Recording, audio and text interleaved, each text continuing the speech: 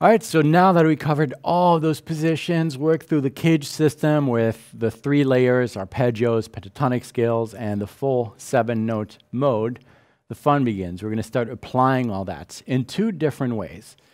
The first way is going to be to take a diatonic chord progression, very simple chord progression, and what that means is that all the chords that are going to play over are part of the same scale. So really, as long as you follow one of the positions that is suggested, you cannot go wrong. However, I want you to try to avoid just playing in one position up and down and just kind of cruising with that position. What I'd like you to do is get used to thinking in terms of where is the root of the chord I'm playing over, and which direction of the root am I building my scale.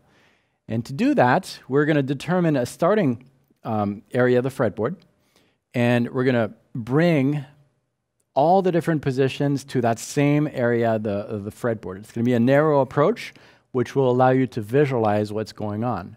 And in this first performance here, in this first tabbed improvisation, we're going to use 2 chords that, again, are extracted from a common scale. So there are very little chances of you messing up with different keys here. And this first chord progression is made of a D minor 7, and the second chord is going to be a C major 7. And these 2 chords are extracted from the C major scale, which is also the D Dorian scale. Same thing, they share the same exact notes, which you should know now because of that order that we studied before, Ionian, Dorian, Phrygian, and so forth.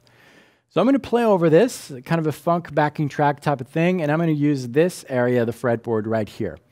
And if we look at the roots, within this area of the fretboard, we have a D right here on the 5th string, 5th fret.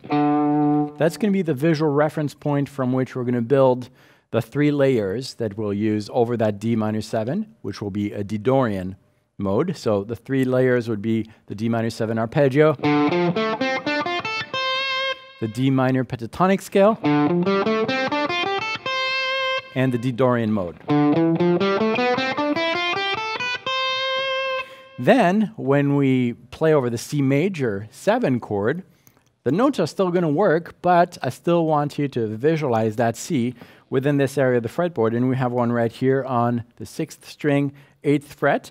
And to stick to this area of the fretboard, we're going to have to use the G position from the CAGED system, because we want a position that has its root on the 6th string but happens on the left side to stay within that zone of the fretboard.